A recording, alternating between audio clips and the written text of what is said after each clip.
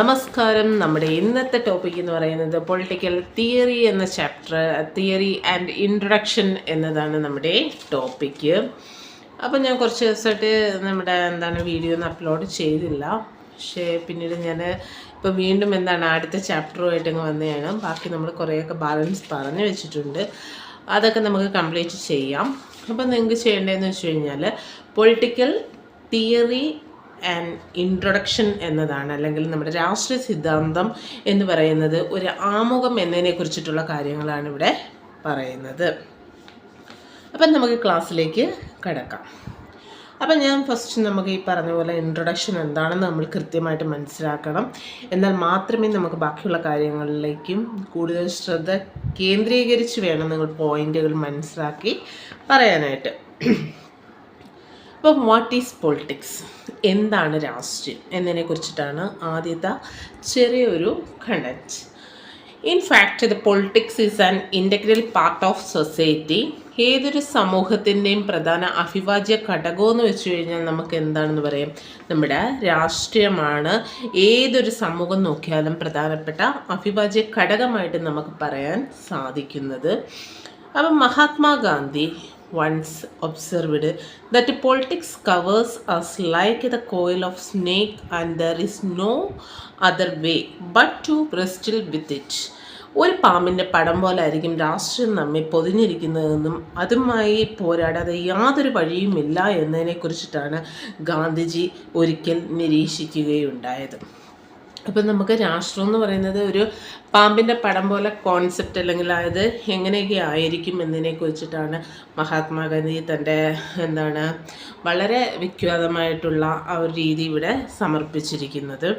No the society can exist without some kind of political organisation and collective decisions making.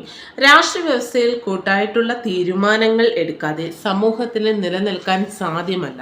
ഇപ്പം രാഷ്ട്രത്തിൽ ഏതെങ്കിലും ഒരു തീരുമാനങ്ങൾ എടുത്തെങ്കിൽ മാത്രമേ സമൂഹത്തിന് എന്തുണ്ടാകൂ, ഒരു നിലനിൽപ്പ് ഉണ്ടാകത്തുള്ളൂ നമുക്ക് പറയാൻ സാധിക്കുന്നത്. അപ്പോൾ അങ്ങനെ വരുമ്പോഴത്തേക്ക് several social institutions like family and tribe have the emerged to the satisfy the needs and aspiration of the people. ജനങ്ങളുടെ ആവശ്യങ്ങളും അഭിലാഷങ്ങളും നോക്കിക്കഴിഞ്ഞാൽ നിറവേറ്റുന്നതായിട്ടുള്ള കുടുംബം, ഗോത്രം എന്നിവയെല്ലാം തന്നെ അനേകം സാമൂഹിക സ്ഥാപനങ്ങളായി ഉയർന്നു വരികയാണ് ചെയ്യുന്നത്. ഇപ്പം നമുക്ക് അനേകം സാമൂഹിക സ്ഥാപനങ്ങൾ ഉയർന്നു വരുന്നു. കുടുംബമുണ്ട്, ഗോത്രമുണ്ട്, സമൂഹമുണ്ട്. അപ്പോൾ ഈ ഒരുപാട് സാമൂഹിക സ്ഥാപനങ്ങളാണ് ഉയർന്ന് മുന്നിലേക്ക് വരുന്നത്.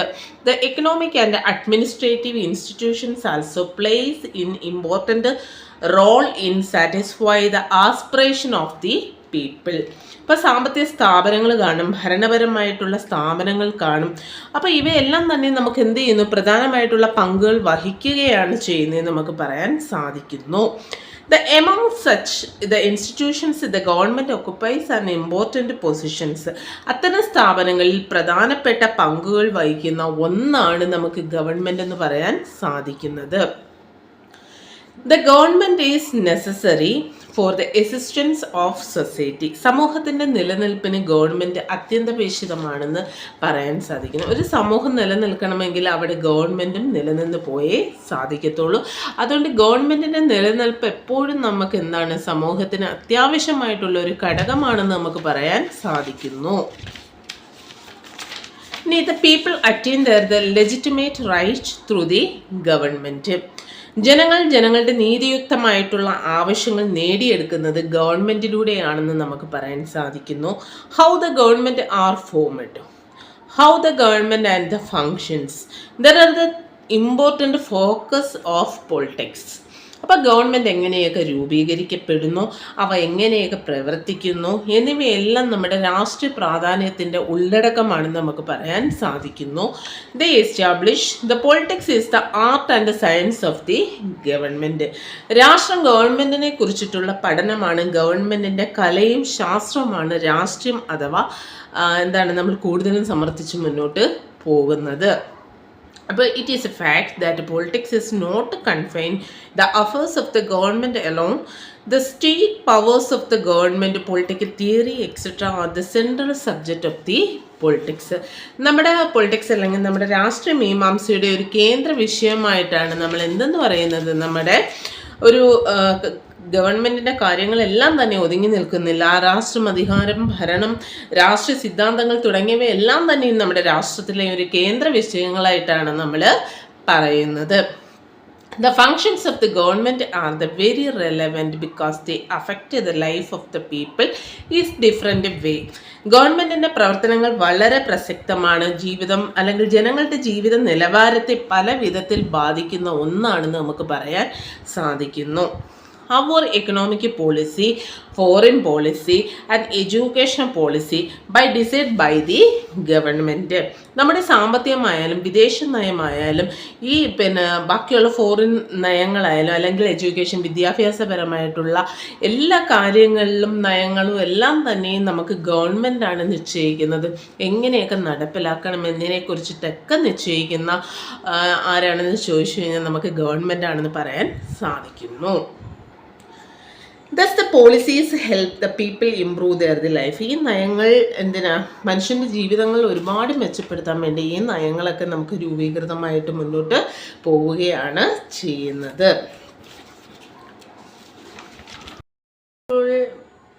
The collective decisions are made through the multiple negotiations in the society.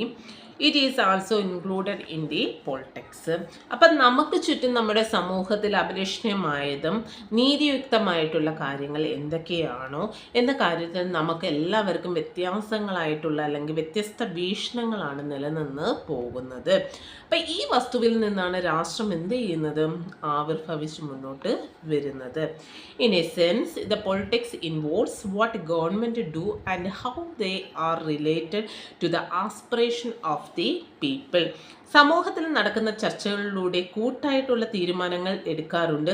ഇത് രാഷ്ട്രത്തിലും കൂടുതലും നമുക്ക് എന്ത് ചെയ്യുന്നു, ഈ ചർച്ചകളെല്ലാം തന്നെ ഉൾപ്പെടുത്തുകയാണ് ചെയ്യുന്നത്. In another sense it involves how the people struggle and influence the decision making. ഗവൺമെൻറ്റുകൾ എന്ത് പ്രവർത്തിക്കുന്നുവെന്നും ജനങ്ങളുടെ ആഗ്രഹങ്ങൾ അവ എങ്ങനെയൊക്കെ നടപ്പിലാക്കുമെന്നും ഒക്കെ ആ വിഷയങ്ങളെല്ലാം തന്നെ നമ്മുടെ രാഷ്ട്രീയ തലത്തിൽ ഉൾപ്പെടുന്ന ഒന്നാണെന്ന് നമുക്ക് പറയാൻ സാധിക്കുന്നു.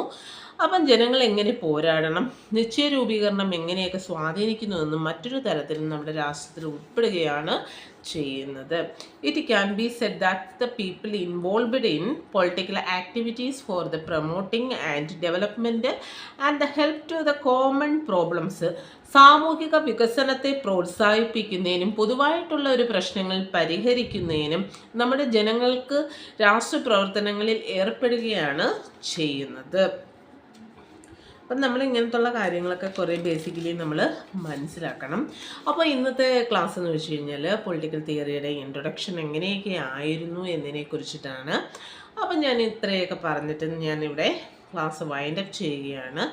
ഇനി നമുക്ക് അടുത്ത ക്ലാസ്സുകളിൽ ഈ പൊളിറ്റിക്കൽ തിയറിയുടെ പ്രധാനപ്പെട്ട കാര്യങ്ങൾ എന്തൊക്കെയാണെന്ന് നമുക്ക് പറഞ്ഞു പോകാം.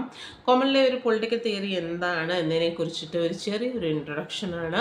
ഈ ഇൻട്രൊഡക്ഷൻ്റെ കാര്യങ്ങൾ ബേസ് ചെയ്ത് നിങ്ങൾ മനസ്സിലാക്കി പോവുക, ടെക്സ്റ്റുകളിലൊക്കെ അടയാളപ്പെടുത്തി പോവുക. അപ്പോൾ ഈ ഒരു ചാപ്റ്ററിൽ നിന്നും ചോദിക്കാൻ പറ്റുന്ന ക്വസ്റ്റ്യൻ എന്ന് വെച്ച് കഴിഞ്ഞാൽ പൊളിറ്റിക്കൽ തിയറിയും അതുപോലെ തന്നെ പൊളിറ്റിക്സും തമ്മിലുള്ള കമ്പാരിസൺ നിങ്ങൾക്ക് എപ്പോഴും എക്സാമിന് ചോദിക്കാൻ പറ്റുന്ന ഒരു ക്വസ്റ്റ്യൻ ആണെന്ന് നമുക്ക് പറയാം.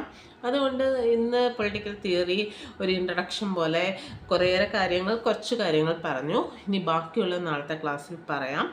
അപ്പോൾ ഇന്നത്തെ ഈ ഒരു ടോപ്പിക് ഞാനിവിടെ വൈൻഡ് അപ്പ് ചെയ്യുകയാണ്.